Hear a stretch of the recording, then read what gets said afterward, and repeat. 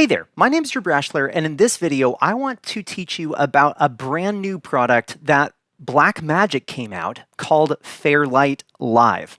Now, if you're brand new to my channel, I'm all about helping you feel more confident with your production gear no matter where you're starting from. So let's go ahead and dive in. Now, this has been blowing up on my feed because Blackmagic released this at NAB. Now, Blackmagic is primarily a video company. Now, they make DaVinci Resolve, they make Blackmagic cameras, which I'm using in my studio here today. I use their A10 Mini Pros, everything like that. So they are primarily a video company, but they also have a full audio suite inside of DaVinci Resolve. Now, the benefit of DaVinci Resolve having this Fairlight embedded in its program is that you can mix and create full movies and everything that you want to inside of that if you are a video editor.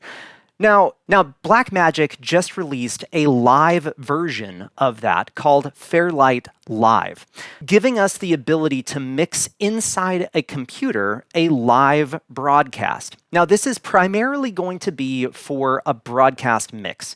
I think the latency of this isn't going to be super ideal for an in-person mix, but we can see that we can get actually some pretty low latency with the different things that we have available to us in the side of the program. But because I know that there's a lot of people that want to check this thing out, I am wanting to show you how to get it interfaced with a Behringer WING today, utilizing the USB path of the Behringer WING to feed audio into the computer, be able to process that, and feed it back into your Behringer WING for your broadcast feed. Now, there's a couple things that we need to set up. One, we have to figure out where all of our audio is coming from. Now, I have some audio coming from my computer today with Dante coming into my mixer, but I also have some audio coming in from handhelds and even a local input for a talkback mic for the broadcast room.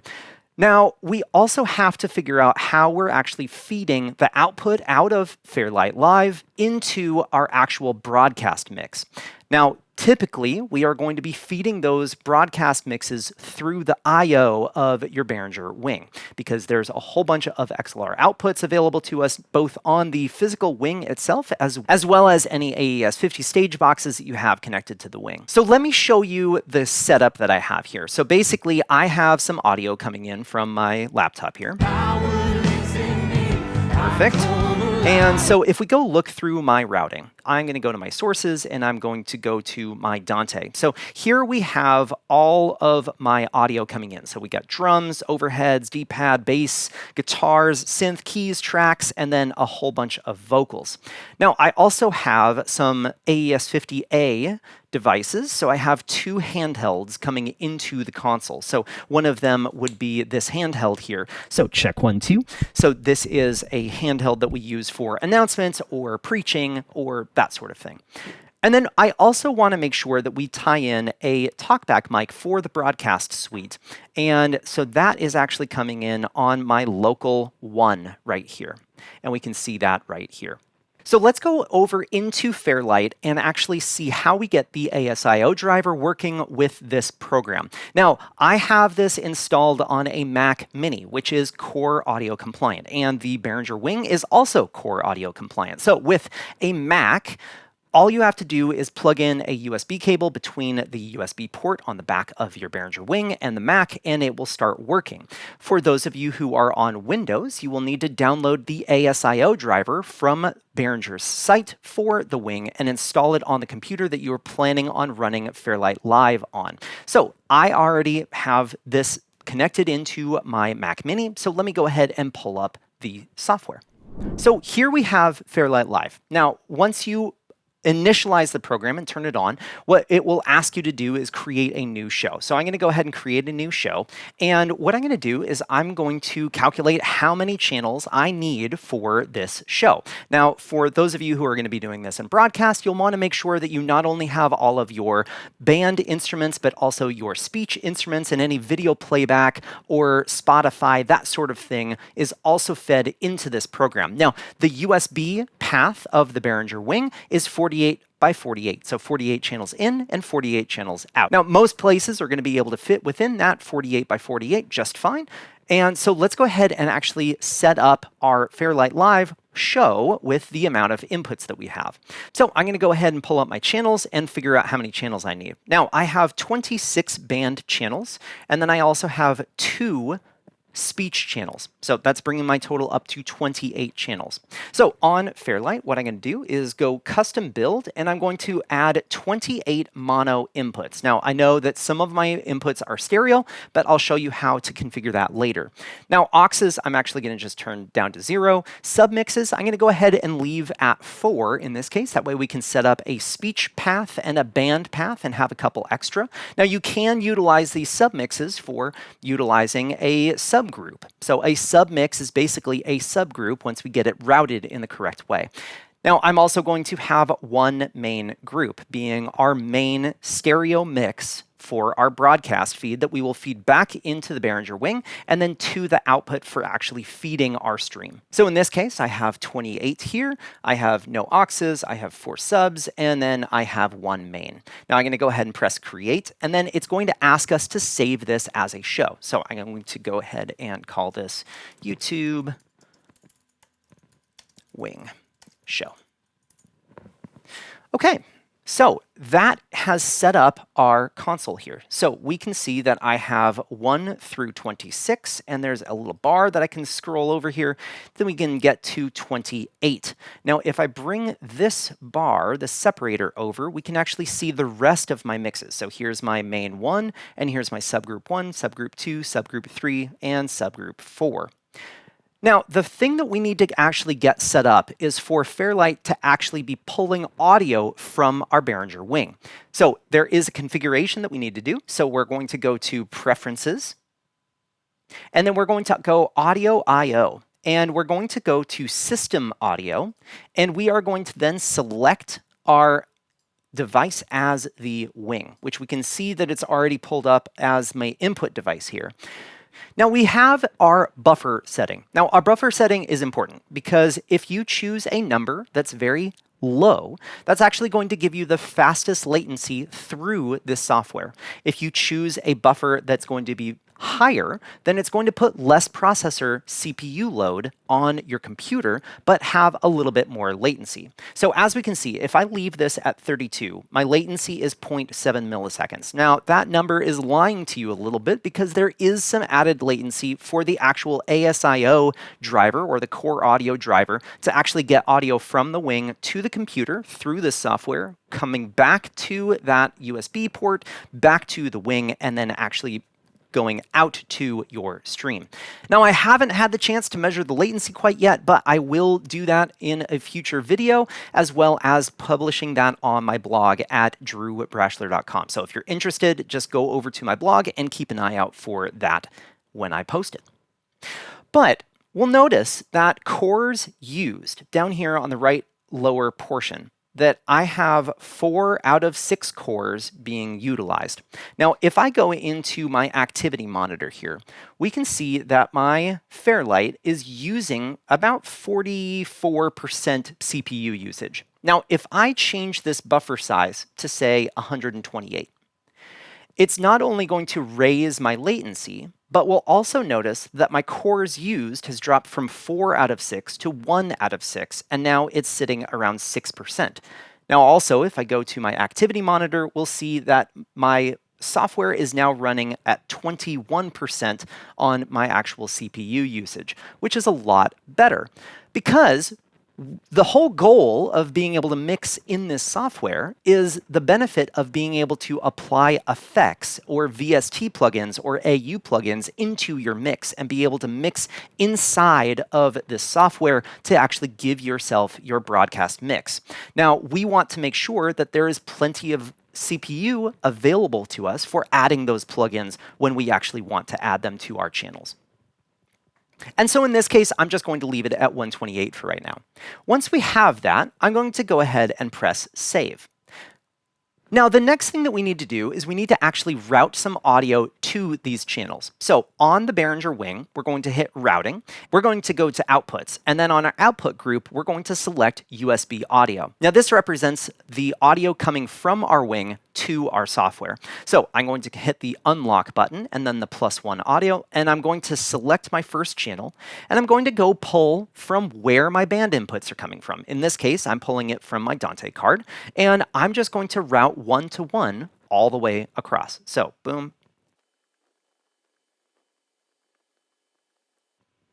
Okay, and then I also have a couple of extra inputs that are coming into my AES-50 for my 2 handhelds, and then I also have that input for my talkback mic, which is going to be my local 1.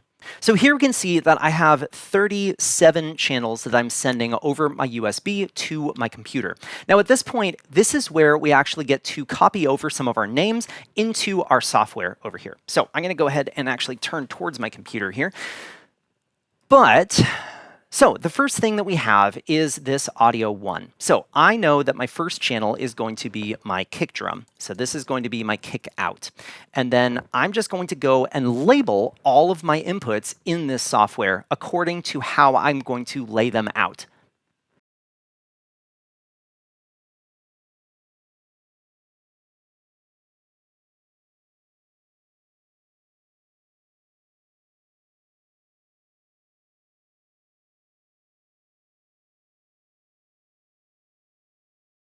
So we can see that I have now laid all of those out here. Now, if I want to, I can go up into this top menu here and I can actually change the color of these channels. So for instance, if I wanted my kick out to be a different color, I can go ahead and change my color here to maybe a navy. And then another thing that I want to mention on the software is on the upper left-hand corner here, we can go ahead and click Index, which will then give us an overview of what channels we have. Now, if I go and press my first channel and then press Shift and then go to my last channel here, I can actually apply the same color to all of my channels at the same time. So here we go. I can set them all to that navy color. And then here's my bass guitar. I can change that to my red, which apparently doesn't exist. That's a bummer. So I'm going to go ahead and go with violet for my bass guitar, which is weird. My these guitars I'll change to an olive. My synth and keys and tracks I'll go ahead and put to a teal. And then my vocals I'll go ahead and set to a tan. And then my handheld 1 and handheld 2, I'll go ahead and set to this color. So the next thing that we need to do is we need to actually get our audio into these channels. Now, as I'm going through this, I can go right here into my channels here. So I'm going to hide this index. Now I can do this right here. And what I'm going to do is on my kick out, I'm going to select my input. Now, if this input tab isn't being shown to you, what you need to do is you need to go over to these 3 dots over here and make sure that input is selected. And this is important because if it's not selected, then you won't be able to route your audio. So my input 1 is going to be this. So here is my kick drum. And then I'm basically going to do this for all of my drums here.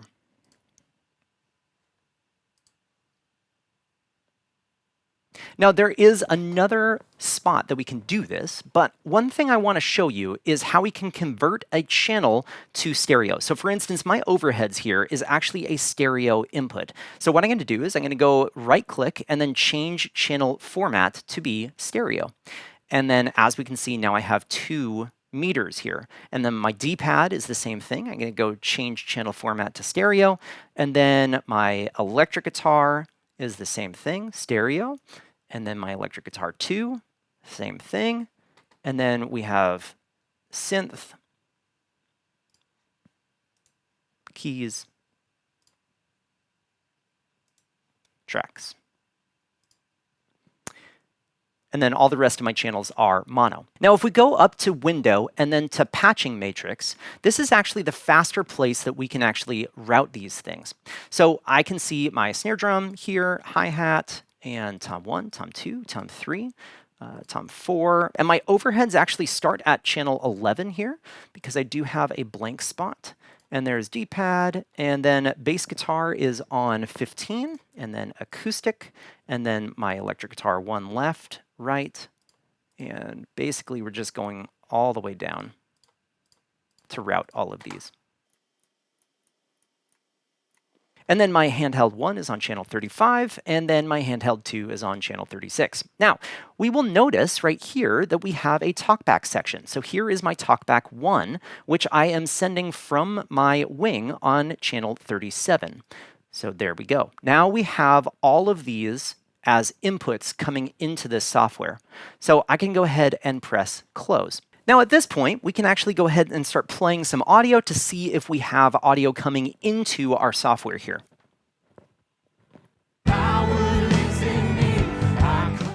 Which, as we can see, I do have audio coming into this software here. Now, by default, our audio is going to be starting to pass through because none of these channels are muted and they are all turned up to 0 right from the get-go. So there's a couple of things that we need to make sure that we get audio-wise out of this software back into our wing so we can distribute it. One is going to be our main broadcast mix, which is going to be our stream. That's going to be the main thing that's being mixed out of the software, coming back to our wing and then distributed to the actual embedder for our stream. Second is going to be the ability for whoever is mixing on this software to be able to listen to what they're mixing. When they press solo, I want them to be able to listen to what's being soloed. And the very last thing is our studio monitors, which would be monitors that would be in the actual video switching area. So whoever is sitting at the video switcher is actually cutting the cameras. They have some speakers typically that we want to feed audio to so that they can be listening to that. And there is a dedicated volume adjustment inside of the software for that. So we need to get 3 stereo mixes from our software back to our Behringer WING. So on the Behringer WING, what I'm going to do is I'm going to go to sources and I'm going to go to my source group of USB audio, which it's already pulled up right here. Now on my inputs 1 and 2, this would be my main mix coming from our software back to our wing. And so what I'm going to do is I'm going to rename this, and this is going to be stream mix. Okay, and so at this point, I'm going to go ahead and change the color of this, and there is our stream mix. And then we have our Q bus from this, or the monitoring or the solo. So what I'm going to do is I'm going to go and select USB 3. I'm going to configure this as stereo, and then I'm going to go ahead and rename this, and this is going to be stream Q. And we can give that a color and some little speakers. And the very last thing is our USB 5 and 6, which is going to be our studio out for our video team. So I'm going to go ahead and rename, and this is going to be studio. And then I'm going to go to settings and change this to stereo. And then I'm going to give this a color of green as well as some little speakers. So the next thing that we need to do with this audio is actually put it into a channel. Now, you don't have to put it into a channel. You can actually route the output of these things directly to an output in the routing section. So for instance, if I wanted to have my stream mix on my physical outputs 1 and 2 on my DL32 that's on AES50A, what I can do is I can go to outputs, I can go to AES50A, and we can see that I have my DL32 right here. And on my output 1, I can select this, and then I can go to my source group, select USB audio, and then I can actually configure this to be my stream mix left and my stream mix right. And then also I could go ahead and mix my monitors into this as well. So here's my stream Q left and right, and then my studio left and right. Now this makes it so that the USB is going directly to that output, bypassing any channels on your console. But one thing that's nice is being able to utilize maybe a channel so you can be monitoring that, or make sure that you can adjust volume for something in the event that you need to adjust something. So in this case, what I'm going to do is I'm actually going to place these channels into my auxes. So my aux channels 1 through 3. So I'm going to go and take a look at my auxes, and we can see that I have my aux 1 through 3. So what we can do is I can go ahead and go to my channels, and then I can go and select aux 1, and then make sure it's unlocked, and I can select stream mix, and then I can also select my stream Q, and then my studio. So now I have those 3 stereo channels coming into my auxes 1 through 3. Now, the other option is you can take your stream mix into a physical channel. Now, the benefit of doing a physical channel is you have a little bit of extra ability for shaping that mix if you need to. So for instance, if we go and look at our audio differences on our adjustments over here, I have a single compressor, I have a single EQ, and a single insert point. Whereas if I sent my stream mix to my channel 40, then I would have a gate dynamics, my EQ, my dynamic section, and then 2 insert points, as well as the ability to do a tap point for my sends off of this channel if I wanted to. So it doesn't really matter which one you put it into. In this case, I'm going to be utilizing my auxes here. So from here, we just need to actually get our software to route the outputs over these USBs. In which case, I'm going to go to my window here. I am then going to go to my patching matrix. And at this point, I'm going to go to outputs. Now right here, we can see my bus outs, 1 and 1 right. In which case, I'm going to select my main 1 left to be on wing 1, and then my main 1 right to be on wing 2. So we can see that wing 1 and wing 2 are getting audio from this software. So at this point, if I went ahead and pressed play on this, we would then see that I have audio coming in on my stream mix here. And so if I went ahead and turned this up, we would hear this mix coming back from our computer here. And as we can see, I can mute this, and we do lose the audio. Okay, and so then the next thing that we need to do is set up our stream Q mix, which is going to be our control room. And so what we'll do is we'll go to Window, and then we will go to Open Monitoring. At this point, on my control room, I'm going to uncheck automatic speaker setup. And then we have this monitor speaker set. Now, you can actually have 16 different sets of speakers here. So I can go ahead and select main, and I can actually rename this. So this is going to be our Q mix to wing. Okay, and then I will go to my near, and I'm just going to rename this to set 2 since I'm not going to be using it. So we will go and select my Q mix to wing. The format is going to be stereo. And then at this point, I can actually go and assign an output. So my left is going to be on output 3. And my right is going to be on output 4. Now there's one other thing that we need to do for getting our actual cue to go and interrupt what's going to the control room. Because currently, if I press solo on something, it's sitting here on my PFL, but it's not going through to my control room. So there's actually a couple of options as far as our monitoring goes. And so if we go to File and then Show Settings, we can see that our solo mode is set to PFL, which is pre-fader listen. Now, down here on monitoring, we want to make sure that PFL inject is turned on, which will then make it so that if I solo something, it will interrupt what's being fed to that control room output, which we will then be able to listen to that in our actual speakers that we have for the mixing position for whoever is mixing on this software. The other option that we have here is changing our solo mode from PFL. We can also change it to AFL, which is after fader listen, or we can change it to both, which both is very interesting because when we have both selected, then I have 2 solo modes. I have one that is AFL, which is the one on the left, which would be after my fader, which would allow me to see how a bunch of channels are blending together. Or I have my PFL, which would allow me to listen to this channel before the actual fader. So at this point, now I can go ahead and turn up my stream Q, and I am currently listening to this control room. So this is my volume for my speakers that I have. And then if I go and solo something now, I can either listen to it on an AFL or I can listen to it on a PFL. Now then the very last thing that we need to set up is this studio feed into our studio mix.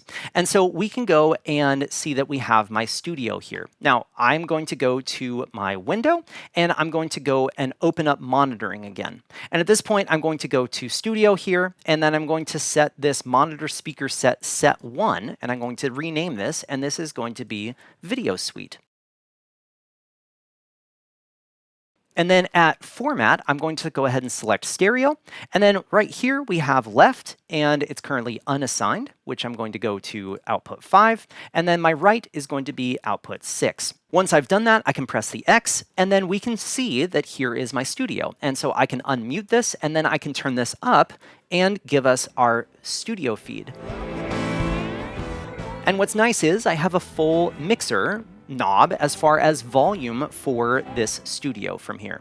Now, one thing that can happen when you are changing your monitoring settings, like when you have this window and monitoring and we unassign automatic speaker setup, sometimes your main left-right mix will come unpatched. And if that happens, then all we need to do is go to Window and then go to our patching matrix. And then we go to outputs, and then we make sure that our main one left is going to our wing 1, and our main one right is going to our wing 2, which we can see right here. Now let's go ahead and get these subgroups set up. So my subgroup 1, I'm going to make band. And my subgroup 2, I'm going to make speech.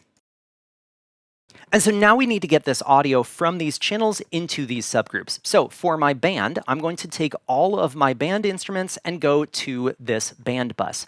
Now over here on our 3 dots, we can go down into our sub. And then this will then give us the ability to go and channel by channel route into our subgroup. So here is my band. And then I want to make sure to unassign this from the main output. And so a faster way of doing this is by going up into Window and then going to our bus assignment. And then we have the ability of clicking our different buses here and changing the output on these different channels. So for instance, I'm going to first unassign all of these channels from my main 1 out. So here's my bus 1, and then I can basically just go ahead and click all of these channels that I want to unassign from the main left right. And I can also go and click and drag and unassign multiple at the same time. And then at this point, I want to go to my band B2 out here, and then I'm going to assign all of these channels to that subgroup. So again, I'm going to click and drag and select all of my band. And then we have my handheld 1 and handheld 2, which are going to be in my speech out. So here is B3. I'm going to select it here, and then I'm going to select here and here for my handheld 1 and 2. And then we can see that this is double patched, so I want to unassign it from my bus 1 by doing that and that. And then the very last thing is, right now, we can see that my main 1 is muted because there is no audio from my band bus going to this main 1. And so what I need to do is I need to select my main 1 out and then select my band as well as my speech. And then we'll then see that if I go and look at my main fader, we now have audio being played back in. So at this point, I can go ahead and press close. And then if I mute my band, we will see that all of that audio goes away. And then if I go and grab my handheld microphone here, and I go ahead and turn up my stream mix, we can see that I am talking into this microphone, and then this is being fed into the software. And if I muted handheld 1, we would notice that this no longer works. And so we can see that that is now working here. And we can hear a little bit of robotic sound because of that latency that I was talking about. So if we go up to our preferences and we want to go and see our buffer change, if we send this to 32, we will notice that there is some weird sounds going. And that is because my computer is not able to process that at a buffer of 32. And we can hear all of that popping and dropouts that are happening. So if we go to 64, check 1, 2, we can also notice that this is not that great as far as our latency goes. Here we go. There we go. Now it's settled down a little bit better. It did take a second for it to swap over, but we can see that my cores used is 3 out of 6, and I have that up. But if we go to our 128, then we can see that my core usage will drop even more. And then if I go farther down, and then here is a latency of 512. And then if I went and continued to take this down, we would notice that our latency would get longer and longer. So here is our latency of 1024.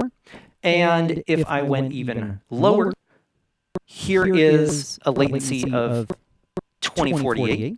And we can hear some weird artifacts that are going on right now because I'm changing this buffer size so much. And here is 4096. Yikes. And so here is a latency of 4096. And now we are back to our latency of 128 that I had earlier here. Now, the beauty of this software is that there are already compressors and EQs built into every channel, along with an RTA.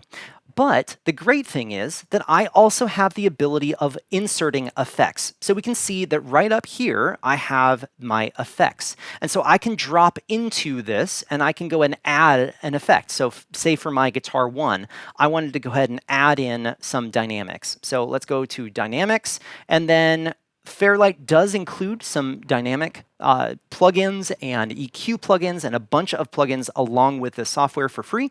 And so for instance, on my main 1, I can go ahead and add in a dynamics of a VST and have an L2. And so here is my loudness maximizer that I would be utilizing for a stream mix. And so at this point, then I can go ahead and add in some more effects and do whatever I want to as far as the effects load goes inside of this software. Now, again, the benefits of having this is pretty great in that we can have a piece of software that allows us to do our mixing and give us the ability of inserting plugins and everything like that. Now, the way that I did this audio processing with sending my audio over the USB to this software would be the same way that we could do this with Reaper or Logic or Pro Tools.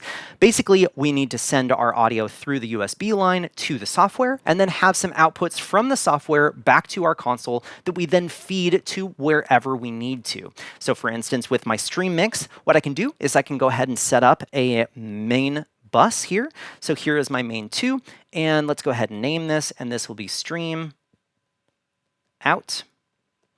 And we can give this a color and give this a little computer. And so at this point, here is my main 2, in which case I can go ahead and route for my outputs. Here's my AES50A, and here is my output 1 and 2, which I'm going to go to unlock, and then I will go pull up my main, and then here is my main stream left and right. And now at this point, I just need to go ahead and route this to that main. So I'm going to select my aux1 and go into my main sends, turn it off from the main PA because we don't need this to go to our main PA in the room. And then I will turn it on into my stream bus. And so at this point, if I went ahead and played some audio back through this, we would then get audio coming into my stream mix, which is then feeding into my main stream here, which then I have a full volume control over the outputs that go to that output set on the AES50 device.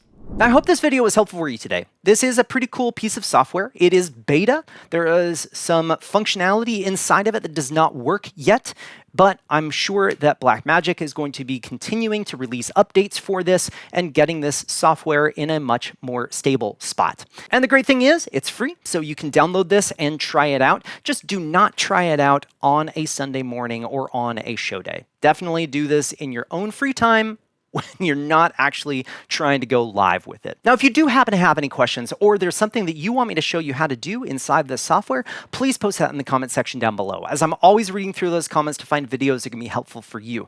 If you haven't already, make sure to check out my website at drewbrashler.com. Otherwise, I hope you have a great day.